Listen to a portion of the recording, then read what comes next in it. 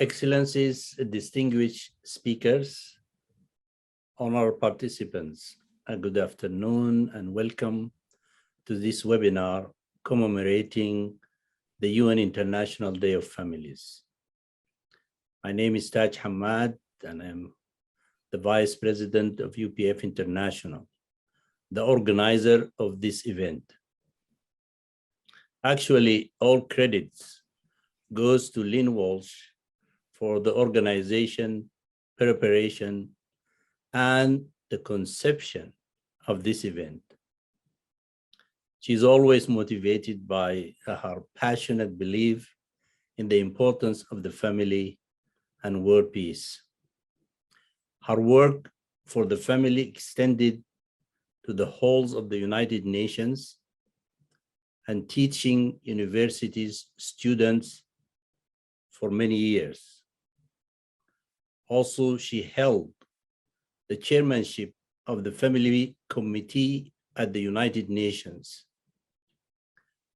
for 2 years, I believe. She is still actively engaged and contributing to the work of the Family Committee and beyond that. She's a mother of 2, a wife of 1 husband, and Mrs. Walsh, you have the floor. Thank you very much, Taj. You're bad. You shouldn't have said all that. Anyway, I'm so glad to be here. Definitely my co-sponsoring and organization with United Families International, Wendy Wixom and Marcia Barlow is, I could not do it without you guys. So thank you, Taj. Welcome.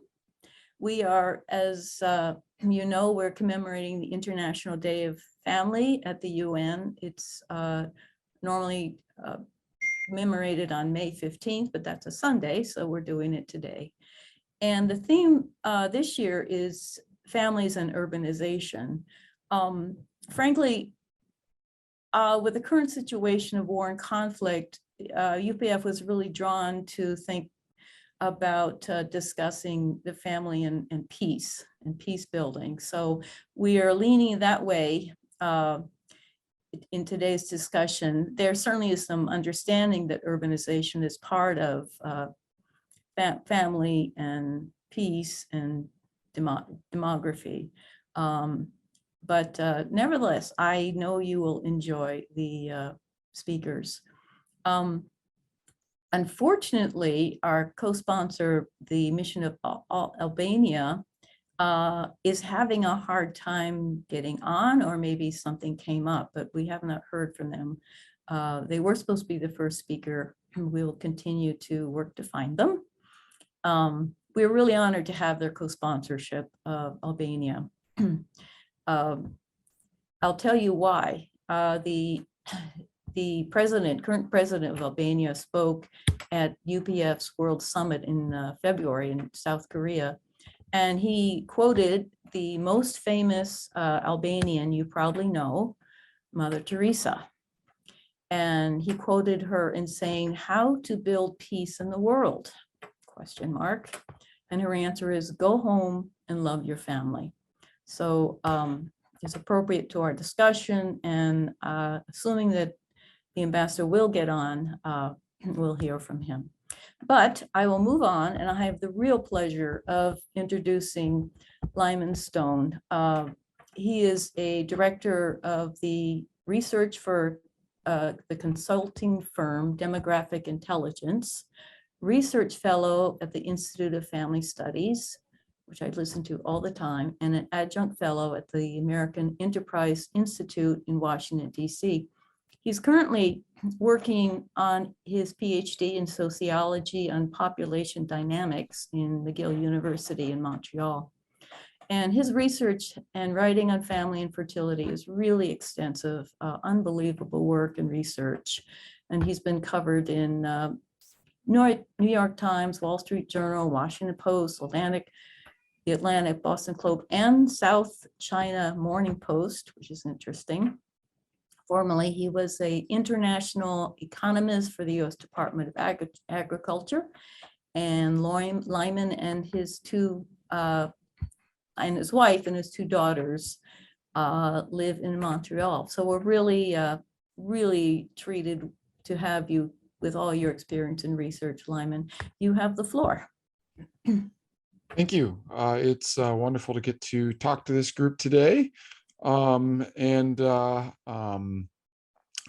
our co-host gets on at some point from Albania, I will be happy to yield the floor as appropriate when that happens. So I'll just go ahead and share my presentation here, share my screen to make this happen. So I am going to talk about family and war, family and the country, family and nationality. These things are all going to go together in important ways. I've called the presentation Family and the Fatherland because although we want to talk about fertility and peace and the role that fertility and family formation may play in creating peace, there's going to be an important, I would argue, an important mechanism here, and that is nation and ideas of nationality. So let's see, there we go. So I want to start with a kind of a conventional understanding of demography and peace, or demography and conflict, really. And that is, there's a belief, sometimes it gets called youth bubbles or high-risk cohorts, that is basically when fertility rises or when infant mortality falls, as the case may be, it can create large bubbles of young people. So you can get a situation where a growing share of the population is men in prime age, 15 to 49, which, why do we say prime age? Well, this is the age of, greatest physical health and capability. But students of war and peace would recognize that this is often sometimes referred to as fighting age, right? If you look at crime statistics around the world, these are the people committing murders, overwhelmingly. So these are, as this group grows as a share of the population, maybe we would think that would cause more conflict. And we have a great example of this recently with the Arab Spring and unrest in here. I'm showing some Egyptian data, but if I showed you Tunisia or Libya or other Arab Spring countries, you'd see a similar graph, which is fertility fell over time. But because of the interaction of fertility and sex ratio at birth and population aging and mortality and all these things, it's not really until the 1990s that the fighting age male share of the population began to rise. And then it peaks in the late 2000s. And shortly afterward, you get this wave of unrest in the Middle East. So the argument is that it was really this proliferation of fighting age males that primed the region for unrest. So this is a sort of classical argument linking demography and conflict. So the standard story is lots of young men is a high risk, particularly of domestic civil conflict. This is especially in societies where polygamy exists, because lots of young men plus polygamy means that there's also intensified competition for mates. It's especially true if there are few jobs available. So if population is growing very rapidly and the economy is not. And it's also especially true for non-ethnic conflicts for a variety of reasons I won't get into. But basically, you can think of these as ideological or class-based conflicts. So the standard story then is that falling fertility in the long run will reduce conflict. Lower fertility should mean lower young men, or fewer young men as a share of the population, more older people who are less violent. And so a low fertility world should be a peaceful world. That's kind of our standard story. But I want to argue that's not true, that in reality, the real issue is not dangerous generations, but dangerous imbalances. So changing demography can create unstable youth bubbles that can lead to conflict, but it can also change a lot of other things that might matter more for conflict. So it can change rates of economic growth. Obviously, there are links between population and economic growth. Falling fertility can change the balance of military force and manpower between countries. It can change the expected future trajectory of power. That is, countries that maybe thought they were going to be getting stronger and stronger over time may have low fertility, and then it may cause them to believe that in fact they're approaching their peak strength, and so now is a good time for them to act. And it can also therefore change the optimal timing of war. That is, for a country that wants to achieve some objective through war, their demography can inform them about the time when they're most likely to be successful. And finally, it might change the willingness of a country to sustain casualties. So one imagines that in a lower fertility society, countries would have lower casualty tolerance. That's the sort of the standard belief. Okay, so I think the prime example of this is right now Russia and Ukraine. So what I have here is from an article I wrote for Institute for Family Studies maybe a few weeks ago. And this is Ukraine's fighting age male population as a share of Russia's. So Ukraine is much smaller than Russia. So you can see it's usually Ukraine's fighting age male population is about a third of Russia's. But starting in the 1970s, it began to actually decline as a share of Russia's. That is, Ukraine's strategic position with respect to Russia, that is, its relative ability to have manpower to field an army, began to decline after the 1970s. And then it declined quite rapidly in the early 2000s. And then it dropped precipitously in 2014 because they lost Crimea to Russia. I'm using de facto control here, not legal control, right? We're interested in actual manpower a country can access. And then it's kept declining. So what we can see from this is that in general, Russia's strategic position has been improving with respect to Ukraine for many decades. If Russia wanted to increase its power over Ukraine, all they had to do was wait, right? That's all they had to do, was sit and wait, according to this graph, which is just the ratio of fighting age men. However, not all fighting age men want to go to war. There's no surprise there. And there are big variations. So this is the share of fighting age men in 4 different surveys within Ukraine who said they were willing to fight for Ukraine in 4 different regions of Ukraine. So we have Western Ukraine, Eastern Ukraine, except for Luhansk and Donetsk. Then we have Luhansk and Donetsk only through 2011. And then we have Crimea. And what you can see is in the Eastern regions and in Crimea, Ukrainians were much less willing to fight for Ukraine, which is not a big surprise. These are the most Russian-speaking areas. They're the most recent additions to Ukrainian territory. These are areas where attachment to Ukraine was much lower. And further, in 2011, willingness to fight was very low in Ukraine in particular. And it was probably even lower in 2013. For a variety of reasons, the government was unpopular. There was a lot of division in the country at the time. Not a lot of people were willing to go and fight for Ukraine. And so Russia had a very easy time seizing Crimea. Right? They basically walked in and took it. There wasn't a lot of fighting in Crimea. Now there was in the Donbass, there was more there, so there's more resistance there. But even then, the far eastern part of the Donbass went over to Russia relatively quickly, which means that 50% threshold, half of people in Crimea said they were willing to fight for Ukraine, but they didn't. So that 50% threshold, you're starting to get a critical mass where when you're below that, or when you're near that, it's hard for a society to mobilize to defend itself from invasion, okay? Now, in the lead up to the war in Ukraine, Russia took a survey in Ukraine that said that about 50% of Ukrainians would not fight for Ukraine. This survey was incorrect. I have here a survey from the World Values Survey that shows the actual proportion of fighting age males, but this was part of the information Russia was getting, that Ukrainians wouldn't fight. In reality, willingness to fight for Ukraine has risen dramatically in recent years in Ukraine.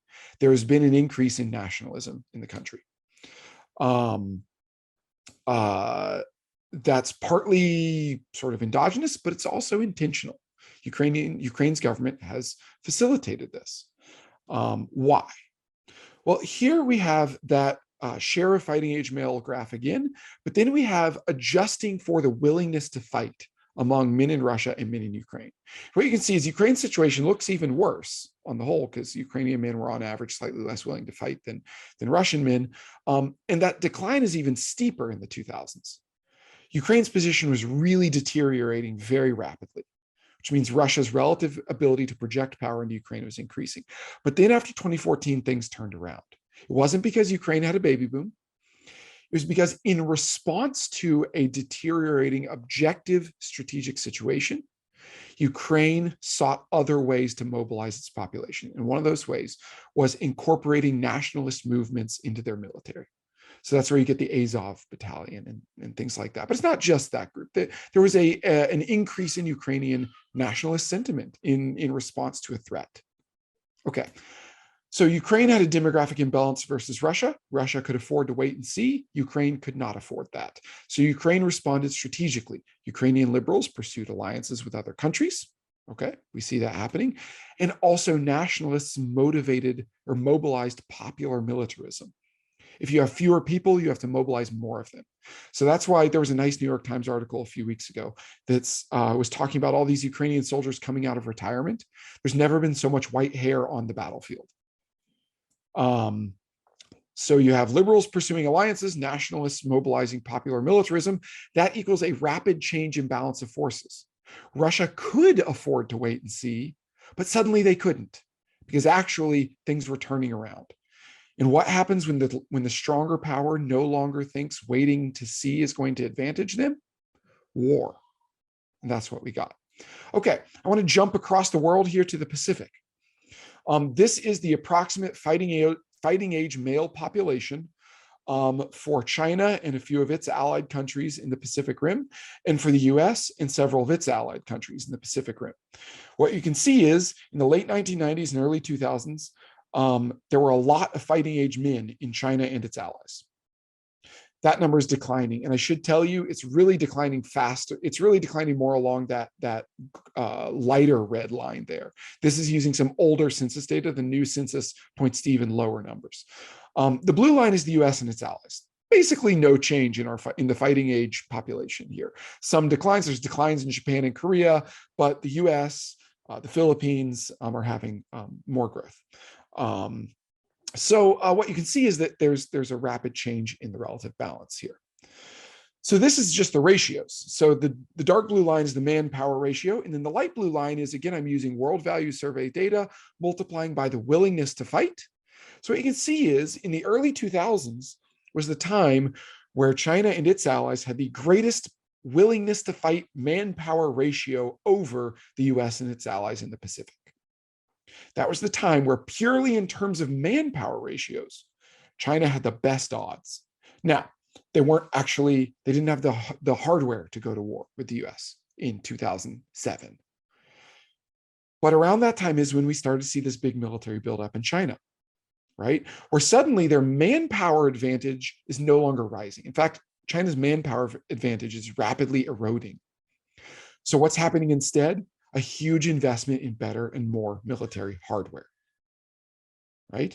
If you're a country that wants to change what territory you control, without getting into, who really has a claim, but if you just want to change what territory you control, which China would like to change what territory they effectively control, no dispute there, and you have a declining ratio of manpower, you have to substitute somehow.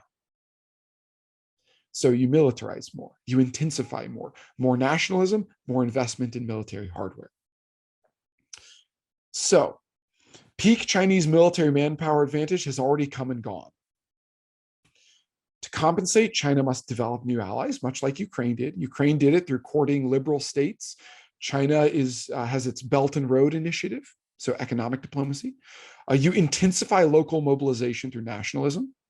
You attempt to resolve any domestic security concerns, such as by engaging in genocidal activities in your restive Western provinces.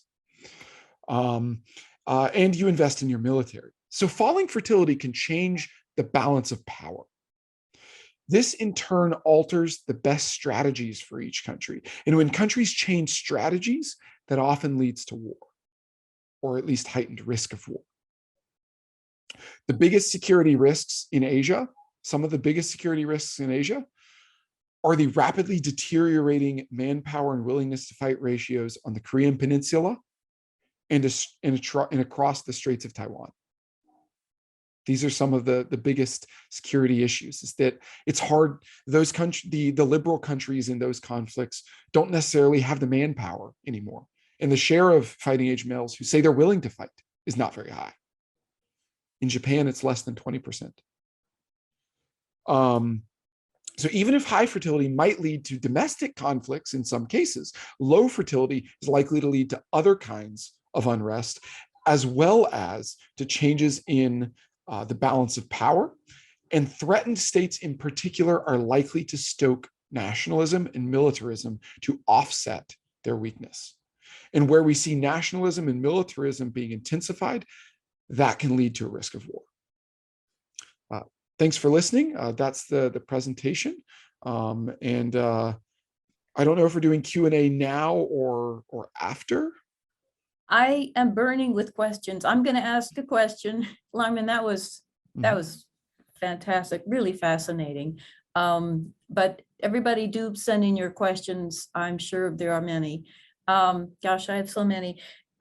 Lyman, I'm wondering about the influence or impact of sex ratio imbalance in China and Russia. I know it's a situation. I don't know about Ukraine, but how does that relate to nationalism and militarism? And I'm curious if married men with children are less likely or more likely to fight.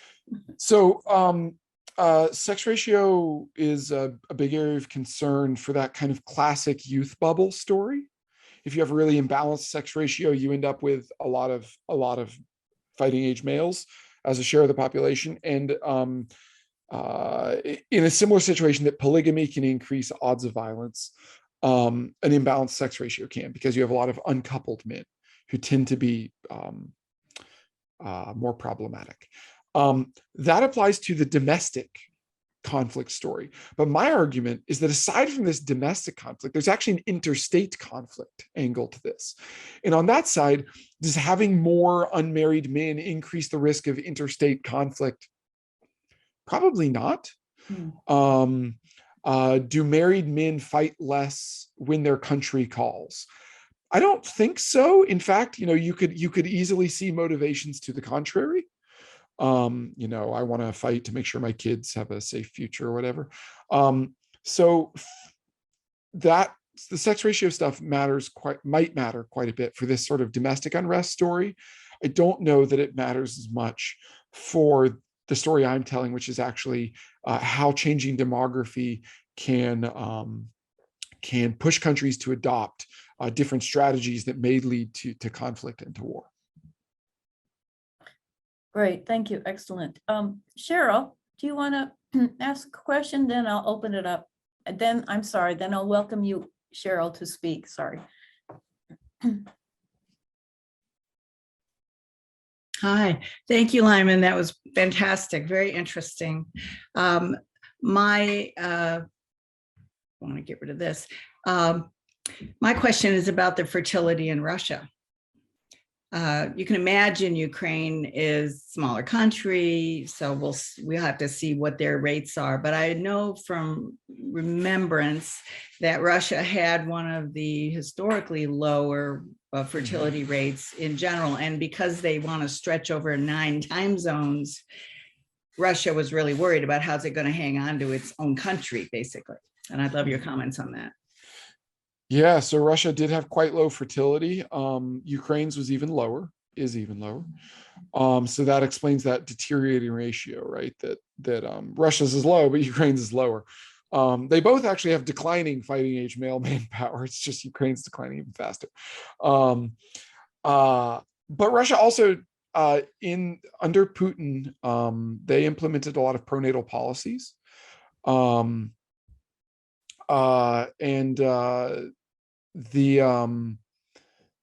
Those policies were reasonably effective. They did increase births. Now those babies are really kind of just now turning 18, maybe. So they're not really, well, actually some of them are the people fighting in Ukraine, but most are not. But it gives Russia a bit more staying power there, that they had a bit of a bump in their fertility.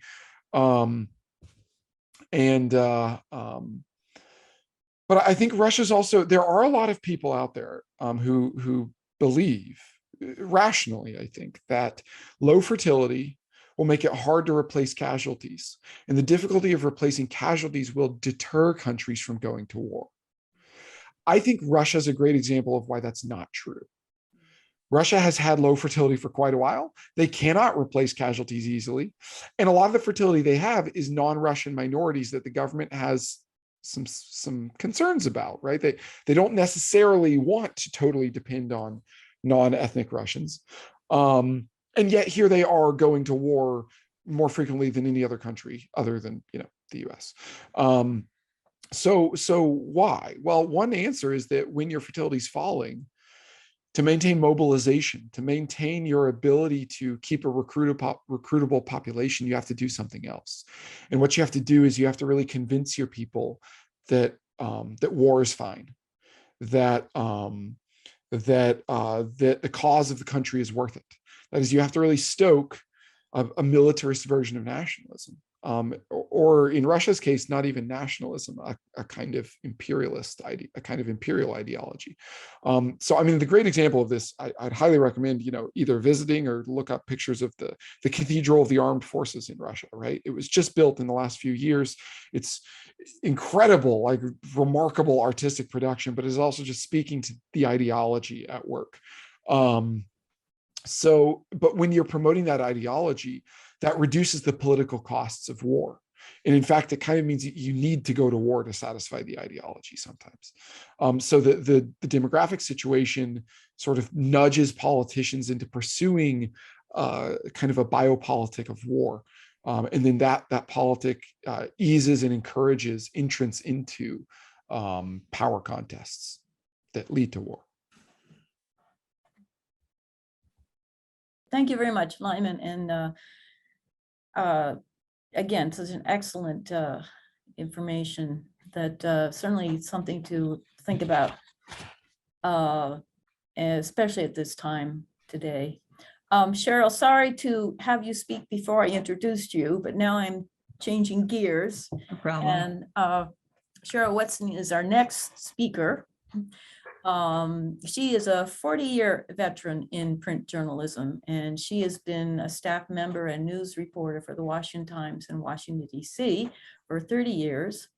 In 1994, she became the national reporter for the Washington Times, focusing on a broad and deep span of issues related to family, marriage, sex education, and all related areas, and as well as policy issues such as welfare reform. So she really knows her stuff.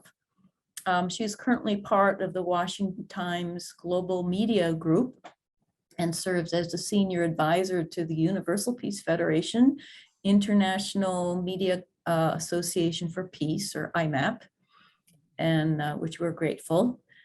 And she and her husband live in Maryland and have 3 adult children and 1 grandchild. And we're really lucky to have you share your experience and research with us today. You have the floor, Cheryl. Thank you very much. Thank you. Does that work? All right. Yeah, me and technology, we have been fighting since the 90s. Let me see if I can go back to my previous slide. All right, thank you so much, everybody. It is a pleasure to be here. I'm so grateful to the organizers, the permanent mission of the Republic of Albania, Universal Peace Federation, and of course, United Families International. I am here because I investigated and wrote about family issues for most of my 40 years in print journalism, which included actually closer to 33 years at the Washington Times in Washington, D.C., also known as the belly of the beast when you're doing family policy. Most of my reporting was on family issues in the United States. So my remarks will tend to focus on that. But since I wrote about international adoption, I also wrote about Russia's orphanages. Because I wrote about abortion, I wrote about China's one-child policy. And because I wrote about marriage, then I would write about polygamy and polyamory and same-sex marriage as it was practiced both here and around the world. My constant intent was to present these human interest issues to readers in such a way that they could learn about how and why people are living their lives and then form their own opinions about what they thought was best. I wrote about thousands of studies and polls and graphs like Lyman Stone showed us, fascinating, because numbers like that can help quantify and verify an issue. But my greatest efforts were to go find people and bring real life stories, real life people into these articles. And that's because numbers are important to anchor an issue, but for most people, it's the stories that we remember and we ponder. And ponder families we must. Our topic today, in honor of the United Nations International Day of Families, is the connection between families and peace. Well, what is the basis of peace? Is peace the absence of conflict, violence, and war? Is peace sort of a vacuum, you know, a space that's empty? Or is peace a space that's filled with something like tranquility or contentment, harmony, and balance? Maybe peace is two sides of the same coin, harmony on one side and lack of violence on the other. But in any case, where do people learn how to harmonize with each other and also avoid or resolve conflict? Well, it is none other than our families. So yes, families are essential for cultivating peace. Reverend Dr. Martin Luther King Jr. spelled it out in his 1964 acceptance speech for the Nobel Peace Prize. He said, sooner or later, all the peoples of the world have to discover a way to live together in peace. If this is to be achieved, man must evolve for all human conflict a method which rejects revenge, aggression, and retaliation. And the foundation of such a method is love. And another affirming statement comes from Reverend Dr. Sun Myung Moon, who is the co-founder of UPF, who said very simply, the family is the school of love, the most important school in life. So what could we expect to learn in the family school of love? Well, we should be able to learn about me and you, we and us, how to receive, how to grow, how to calm myself down, how to grow my mind, grow my heart, grow my spirit, grow a healthy body, be kind, be generous. And there are plenty more things to add to that list, like how to forgive, how to keep going after you've been kicked. But in any case, the school of love should teach us things that should make love and connection and living a good life so easy. But in fact, oops, hold on, there's all my list there, jumped out at me. But in fact, it has been a recurring question of mine.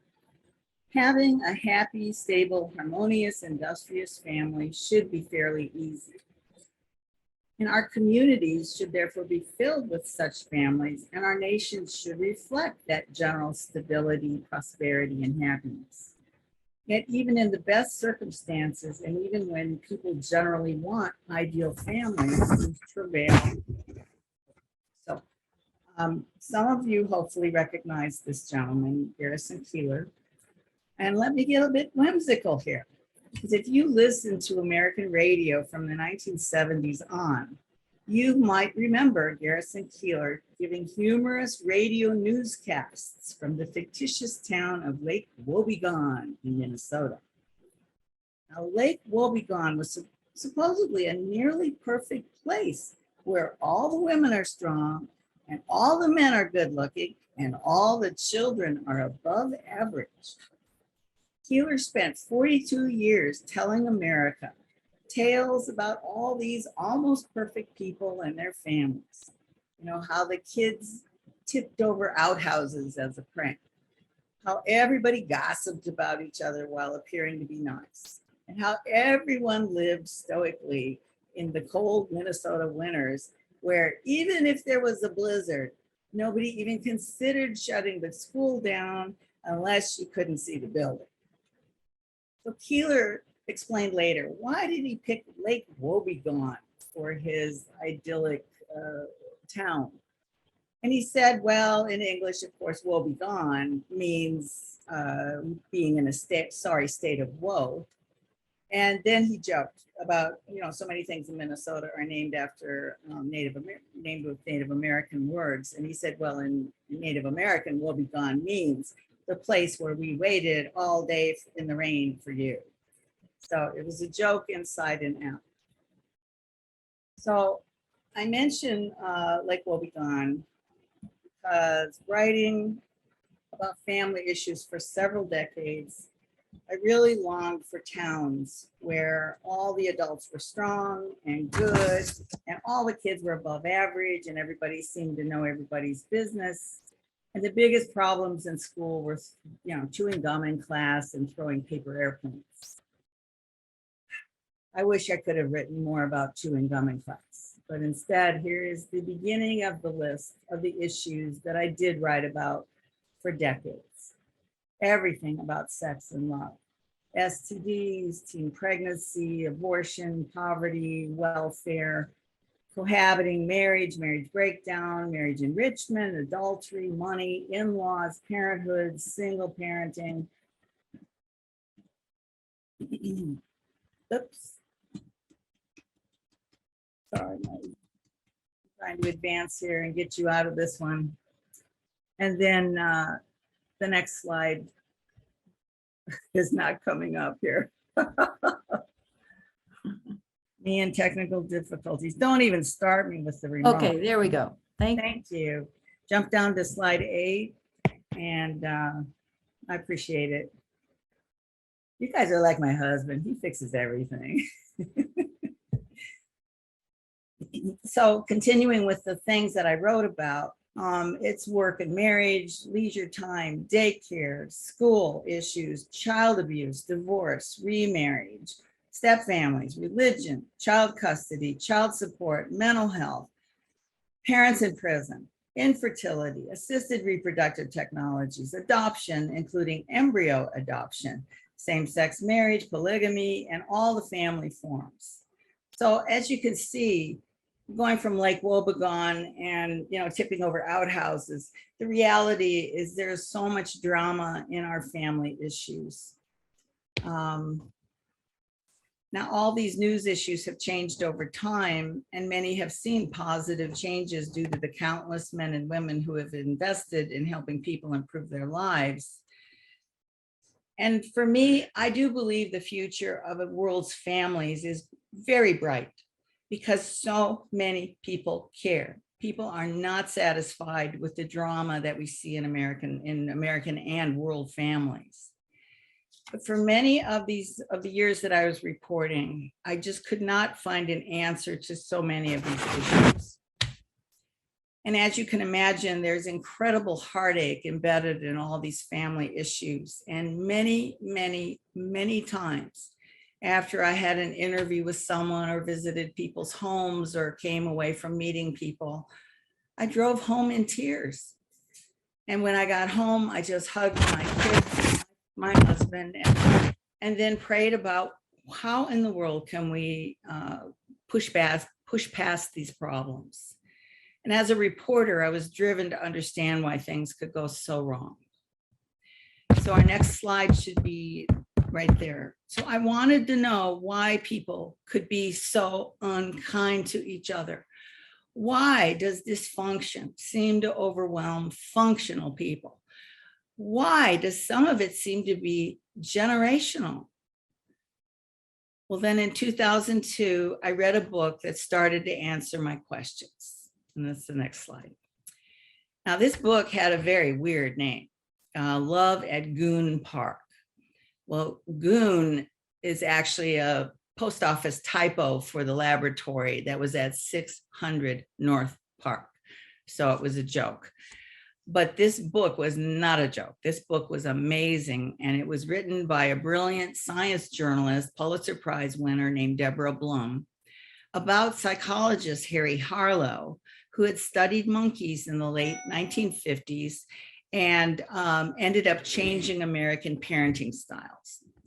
Now, when I saw this book, which has the subtitle, The Science of Love, I had just been writing so much about kids in foster care. And one of the things that mystified me was, why do abused children want to be reunited with their abusive parents? I could not understand this level of attachment, but a lot of things became clearer after reading Love at Goon Park. So, right, so the next slide, with John B. Watson versus Harry Harlow. In America in the 1920s, psychologist John B. Watson was a very influential voice on US parenting. He and several others, many others of like mind, worried very much about parents spoiling or ruining their children. So they advised parents rather, not to pick their children up when they cried, unless there was a reason for it, like a diaper change or they needed a bottle. But picking up a child when he cried for any other reason, you were not supposed to do that. In fact, a famous quote from Watson is, "Do not overindulge children. Do not kiss them goodnight. Rather, give a brief bow and shake their hand before turning off the light." Now, that was popular parenting advice. As a result of Watson's guidance, literally millions of mothers refused to comfort their babies or play with their toddlers. You know, maybe you, like me, maybe we have grandparents who were babies in the 20s and 30s, 40s, and 50s, and were raised in a world where order and cleanliness and obedience were all important, but showing affection or loving touch was intentionally rare in families. So enter Harry Harlow, 1950s. Harlow wanted to understand the mother-baby behavior. So he began doing experiments with newborn rhesus monkeys. And he created cages with surrogate mothers. One mother was made with bare wire, but had a nipple where there was milk that the baby could nurse from. The other mother had no milk, but was completely soft, cuddly cloth. Now, the Watson school of thought said babies and children craved their mothers primarily for milk or food. So if this were true for the monkeys, they should hang on to that wire mother because that's where the milk was. But the opposite happened. The baby monkeys clung to the cloth mothers and only jumped to the metal mother when driven by hunger. Moreover, if a frightening object was put in the cage, the baby monkey jumped to the cloth mother. Harlow even noticed that when he personally fed a baby monkey, the baby was fine if he took the bottle away. But if Harlow tried to take the cloth or the cloth mother out of the cage, the baby went crazy, screaming and throwing itself around in great distress. So clearly, the Watson idea that we love our mothers because we love their milk was not quite as brilliant as once believed. Next slide. Harlow and his British contemporary, psychiatrist John Bowlby, and the colleague Mary Salter Ainsworth helped revolutionize parenting in the 50s and 60s. Now, instead of telling parents to create orderly, cold, and sterile homes for children, parents were urged to cradle their babies whenever they liked and play with their toddlers and touch and speak lovingly to their children. And that is what the norm is now, thank goodness, in most parts of the world. Because as I continued to explore attachment theory and the science of love, I could begin to see the connections between good and poor attachments in family problems. And I'm certainly not alone at all. So in closing, it seems today that humanity knows that we are hardwired to connect. And as UPF uses as one of its pillars, and as UFI writes eloquently about in its reports on the family, we are intended to be interdependent. 100 years ago, mothers were told not to embrace their children except when necessary. Today, even most orphanages know children need kindness and affection, as well as food and warmth and shelter to thrive. In my reporting experiences, family problems of today can almost all be traced back to some kind of trauma regarding lost love. Now, that's probably could be a bold thing to say, but when people dig down into the family woes, the lack of healthy love and connection is probably there. So my hope is that 100 years from now, families around the world will be far more advanced and well prepared to practice true love in families, true love between parents and children, true love between siblings, true love between husband and wife. And when families do this, it should multiply outward into competent cooperative communities, and then nations, and then all parts of the world where we get to visit each other. So in this way, healthy attached families can be, and certainly are, in my view, the building blocks for a peaceful world. So thank you so much for listening. Thank you, Cheryl. Again, quite a rich covering of history and understanding of, why family stability and certainly attachment is so important to making human beings optimally able to love each other. Also, we've made a big switch from kind of a macro geopolitical look from the small in terms of how do we raise an infant to become a loving individual. So I'm sure there are many questions. I'm just wondering, how do we, all of us, none of us had a perfect family. All of us had some loss of love, and we need to do some healing in our lives. So that's normal. How do we best create families?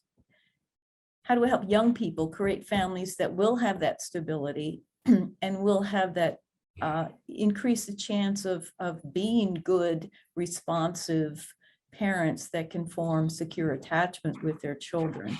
So how do we best steer this in terms of reaching youth and understanding how to create stable and loving families?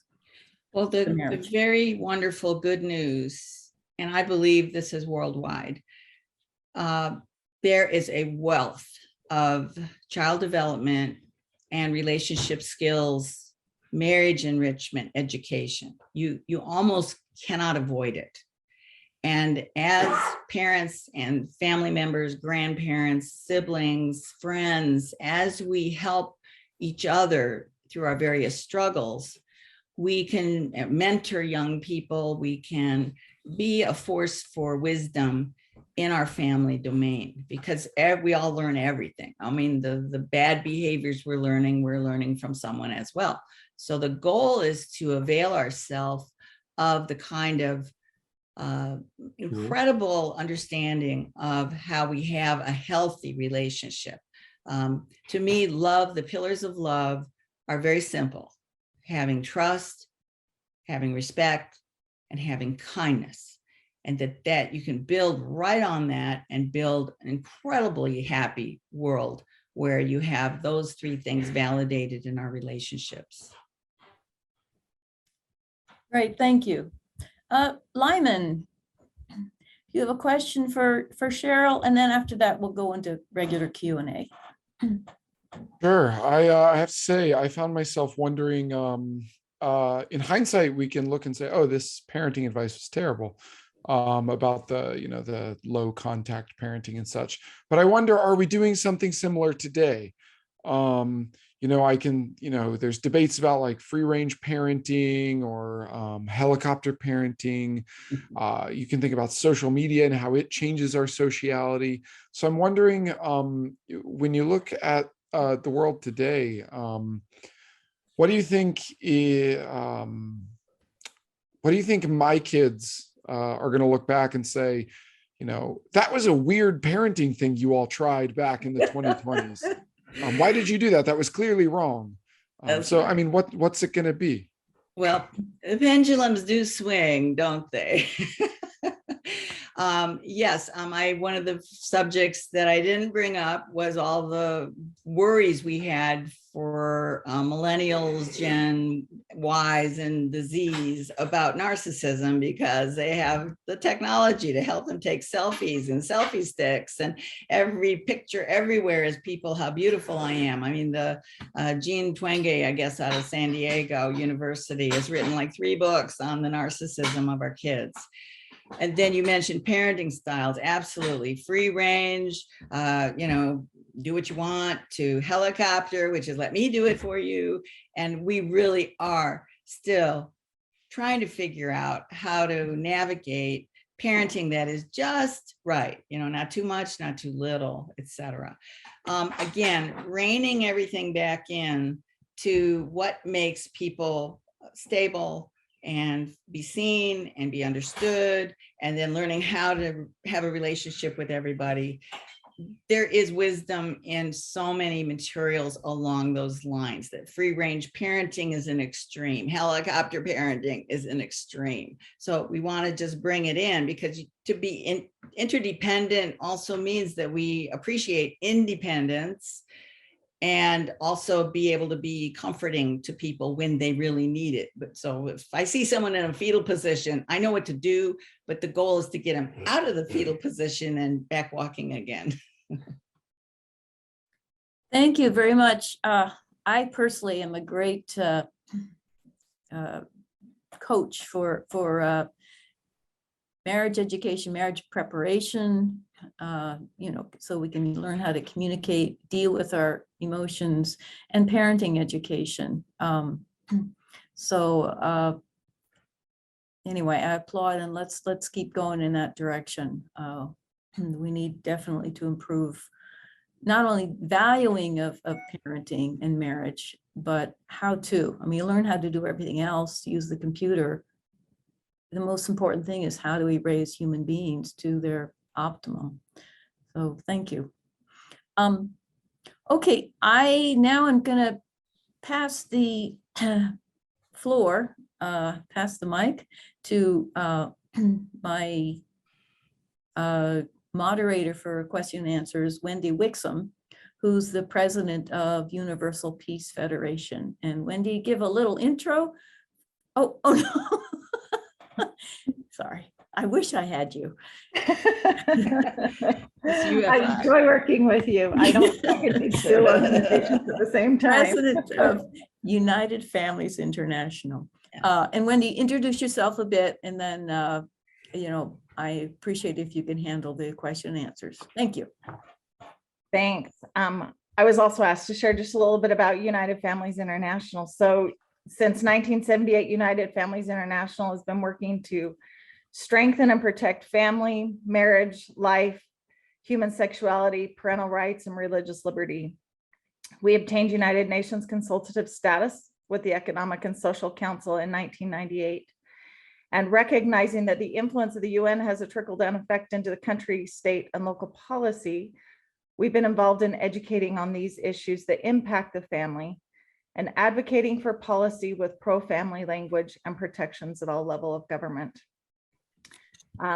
We are so grateful and glad to be here with all of you today to co-chair this wonderful event with Universal Peace Federation and the mission of Albania to the United Nations on family demographics and demographics relevancy to peace.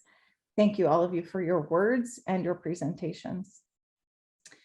As we open up for Q&A, please remember to send your questions into the chat, and we'll be watching for them there as they come in.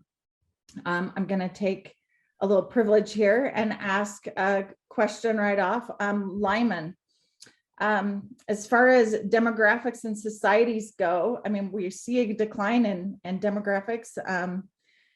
I find it interesting that at times, often, and sometimes loudly, we hear that women don't want to have children and that countries will thrive economically if they suppress fertility.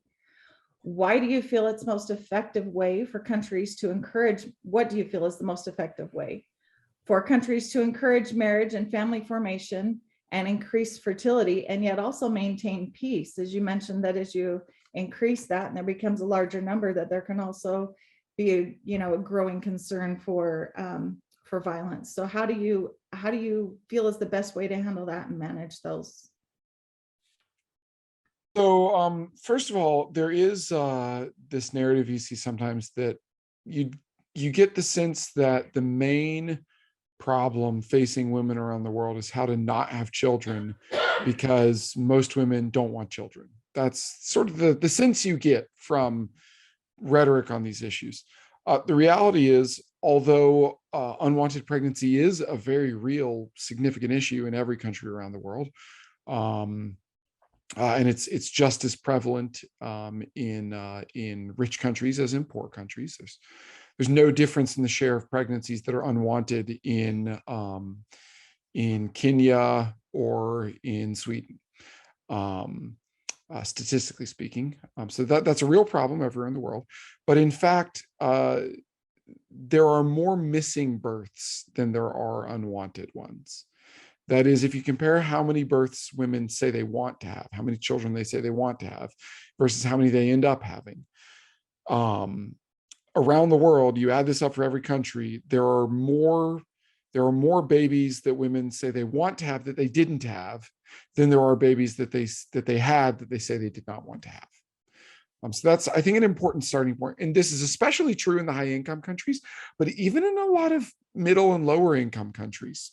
In fact, the one I like to point to is Niger has the highest fertility rate in the world, and yet women in Niger on average have fewer children than they say they want to have. Now that's an unusual case, but we shouldn't just assume this is only a rich country thing, right? So I think that's an important starting point is there's actually a lot of people who would like to be having more children. The task of pronatalism, of trying to raise the birth rate or whatever, is not a task of trying to go to people who don't want to have kids and then persuade them, you need to have kids. If somebody says, I don't want to have kids, you just say, okay, it's fine, you do you. There are people who do want to have kids and there's barriers facing them. So let's figure out what those are. And the main barriers facing people are basically the delayed transition to adulthood. It's getting harder and harder to have achieved finishing your education, being married, and owning a home by age 25. That's getting more and more difficult because home ownership is getting more expensive and more inaccessible in many countries because education is extending longer and longer into life, because entrance into that career is getting harder and harder. There's more and more hoops to jump through before you get that stable job. And because marriage markets and dating and sexual markets are changing in a way that makes it harder to reach that stable coupled relationship earlier. Particularly for working class people, governments often put their thumb on the scale against marriage. For high income people, not so much, but for working class people, which is most young people, there are tax and welfare penalties for being married in most countries. So I would say that basically the problem is not that people don't want to have kids, but there are a lot of people who do want to have kids, but they're unable to make the transition to stable adulthood that facilitates the kind of desired parenthood that they want to have. Thank you. It's sad how it kind of becomes a capstone instead of a cornerstone approach to marriage, and for so many people in so many ways. Cheryl, stable marriage appears to be a primary factor in raising fertility rates. Thus, one of the best and least expensive ways to encourage marriage is to create a positive perception of marriage in the culture.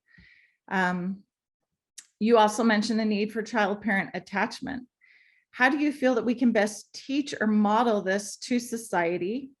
And if someone didn't grow up in the ideal environment of a stable, happy family, or felt that lost love you mentioned, what can they do to change the family chain moving forward? Mute here. Obviously education, and again, a wealth, literally an ocean of materials, videos, people who write, people who speak about how do you correct whatever was lacking in childhood or what you see going on in your own family. Self-help is always a strong motivator. And also the fact that there are happy people in this world that we want to be like, et cetera. So that's a very shallow answer in one sense, but if you knew the libraries of materials that are available for anyone who will take part in them, marriage enrichment and parenting and child development, so many ways too, in colleges and just everywhere.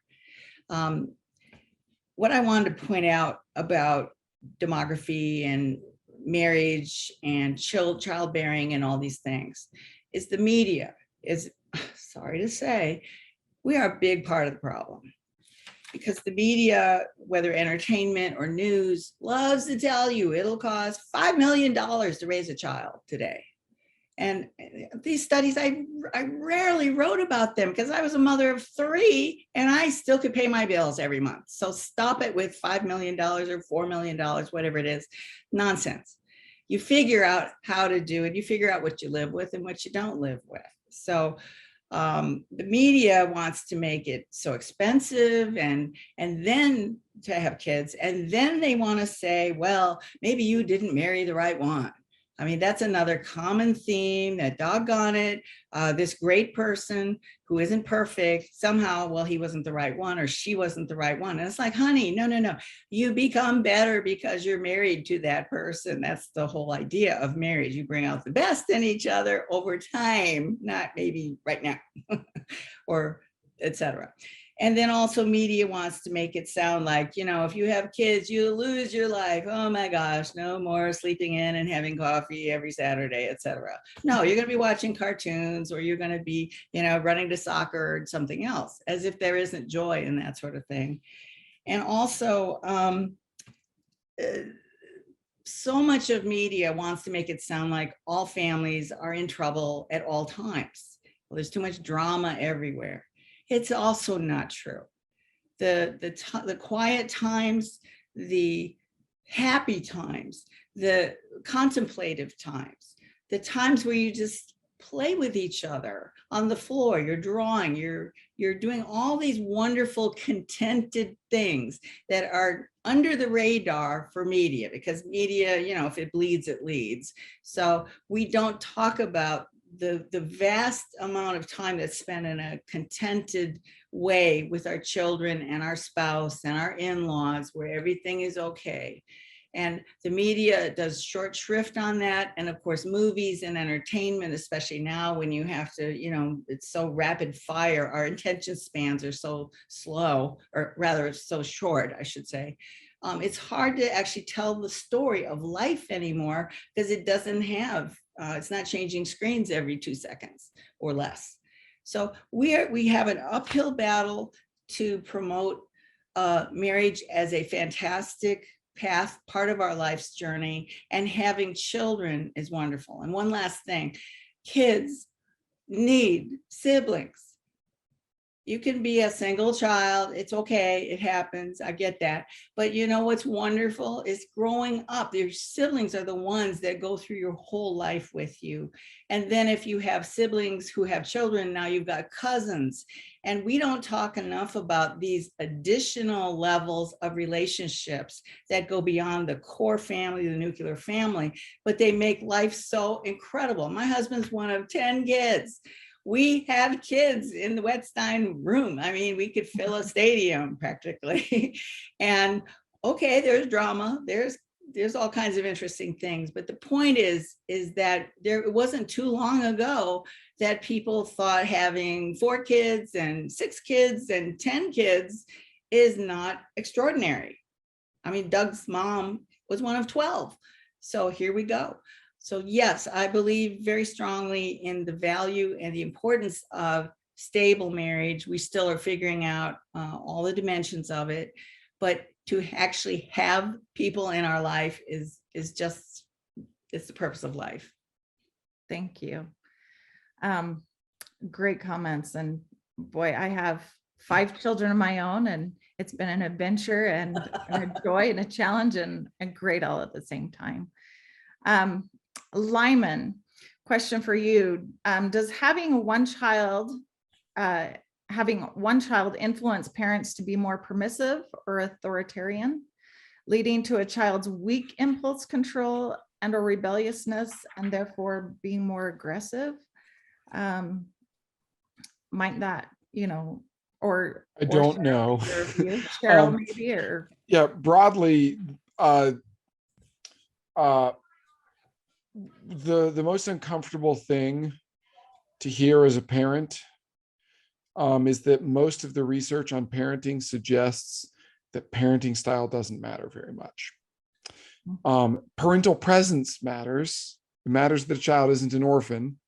It matters that they're receiving love, but parenting style does not appear to really matter very much. So in birth order, again, birth order is one of those things that like all of us believe it matters, right? In our lived experience, it all seems like it matters. Empirically, most of the research suggests birth order doesn't impact personality much at all. So these are things that they're very contradictory to our intuitions. Yeah. But they seem to be what most of the research says. So Thank probably one child nations are not more or less aggressive necessarily than 3 child nations or whatever. Yeah. In Western countries, the role of fathers has often been devalued. And you mentioned the presence of parents as being an important piece of child development. Is the devaluation of fathers seen in Russia and China as well? And how has this influenced marriage, parenting, and demographics? It depends on what we mean by devaluation of fathers. Sometimes what people mean by devaluation of fathers is just that there's more single motherhood. So men are not in the picture. Russia has very high rates of single motherhood. China has very low rates. So those are 2 very different scenarios. But that's not necessarily a correct definition of devaluation of fatherhood, because in many societies, you may have high single parenting, and yet fathers may still be seen as very important. So I would actually argue that in Western countries, fatherhood is often seen as more important than in other countries. That is, in a lot of traditional societies, particularly societies that have a lot of polygamy, fathers are extremely absent. They're not highly involved in their children's lives. In not all traditional societies, but in some pre-modern societies, fathers are just not very involved in their children's lives. So they're not seen as very important. Mothers are the child rearers. Whereas in Western countries, egalitarian countries, you tend to have a norm that fathers need to be involved, that a good man is involved with his children. And that's not a norm that exists in all pre-modern societies. Now, often what we mean by devaluing fatherhood is just, more broadly, we're talking about, devaluing masculinity, or, men aren't behaving as breadwinners, which relates to a lot of very broad social changes that I won't get into. But I would actually suggest one of the things going on is that a lot of traditional value systems don't value involved fatherhood. They value paternity. They value legitimate paternity, but not involved fatherhood. Whereas in Western societies, in high-income societies, often we don't value legitimate paternity very much. But we do still value having an involved father. In fact, we often value it even more And so, for example, the most involved fathers in the world, that is fathers who spend the most time with their children, are men in Northwestern Europe and the United States and Canada. Married men, I should say. Of course, there's a lot of single dads out there, or there's a lot of dads out there who are not co-resident at all. We have really high intensity parenting that involves men as well. So yeah, I'm not sure if that's a good answer to that question. It might be an unsatisfying answer, but I think the premise is more complicated than it looks. Thank you. We have a question coming in. Forgive me if I mispronounce your name, from Margetta Roshi. She's asking, Mr. Stone explained difficulties for new couples to want to have kids is limited to external issues. Does living 3 generations together, might that be supportive to young couples to have children in a younger age? Yes, so intergenerational co-residence is an interesting one. Most of the evidence suggests that co-residence has a negative effect on childbearing. That is, people who still live with their parents, one way or another, have fewer kids.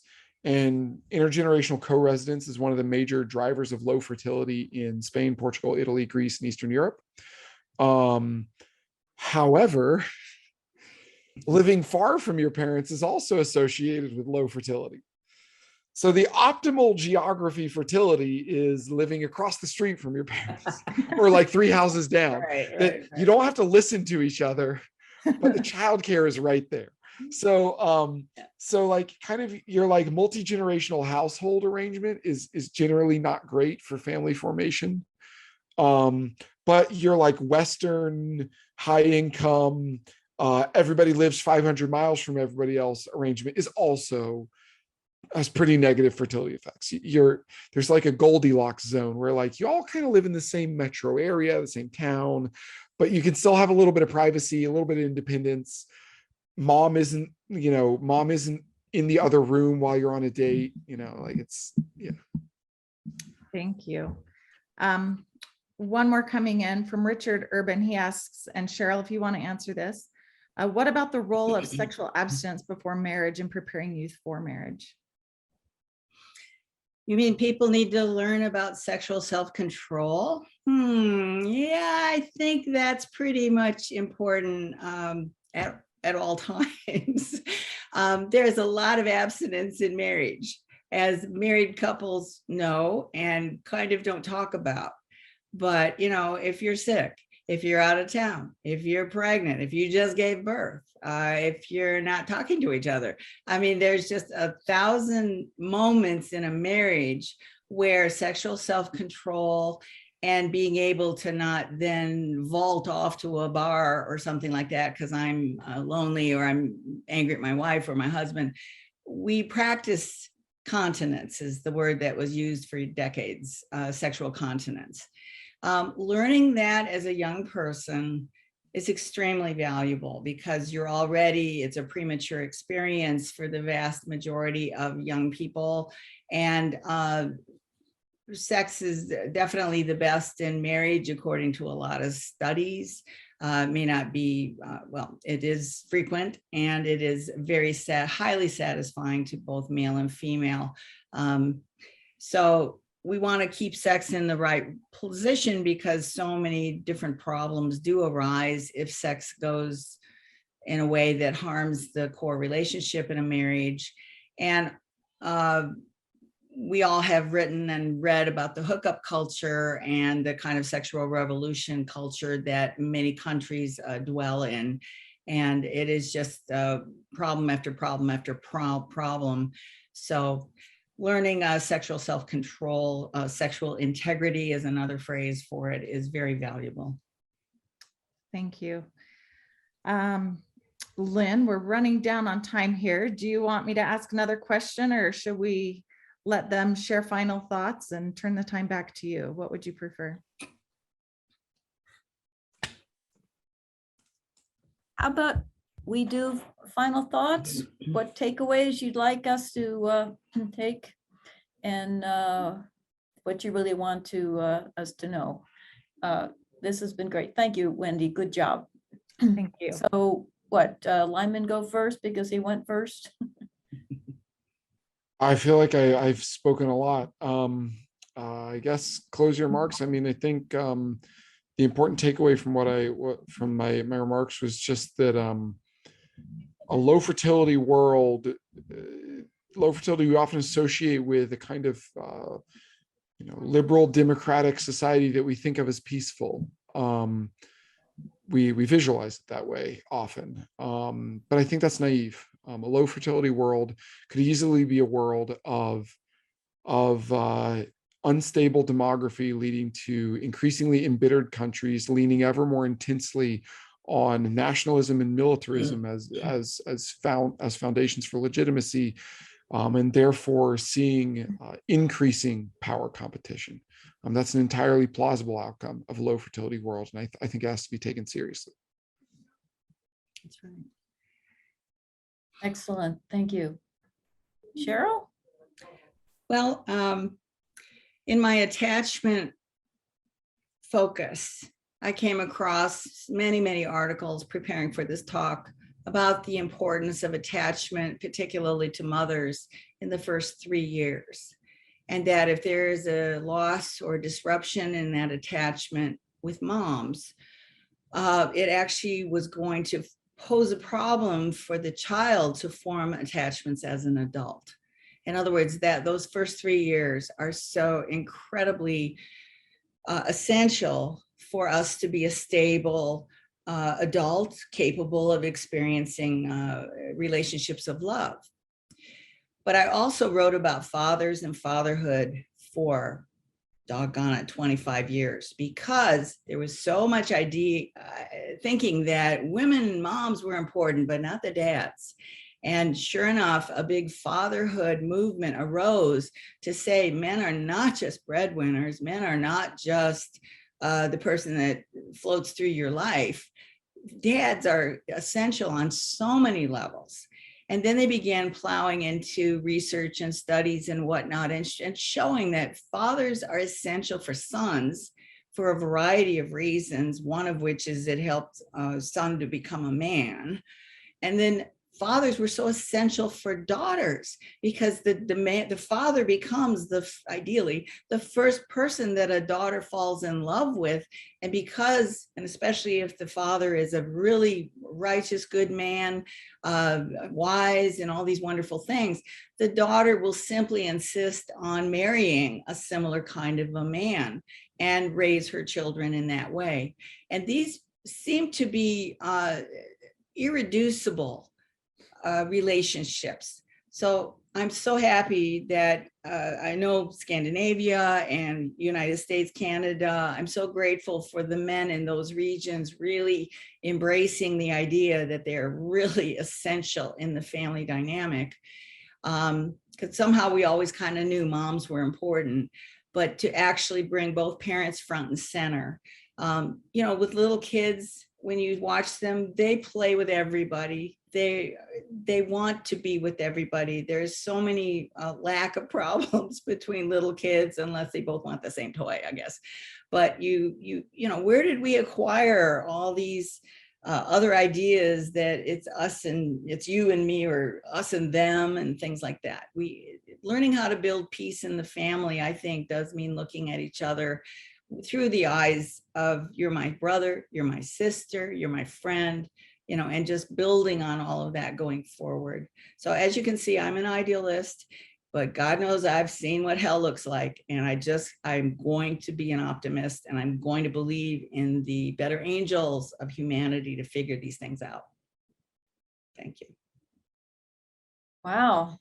What do you think, Wendy? Wow, that was a great presentation. Thank you both for your wonderful words and wisdom. It's been wonderful to listen to.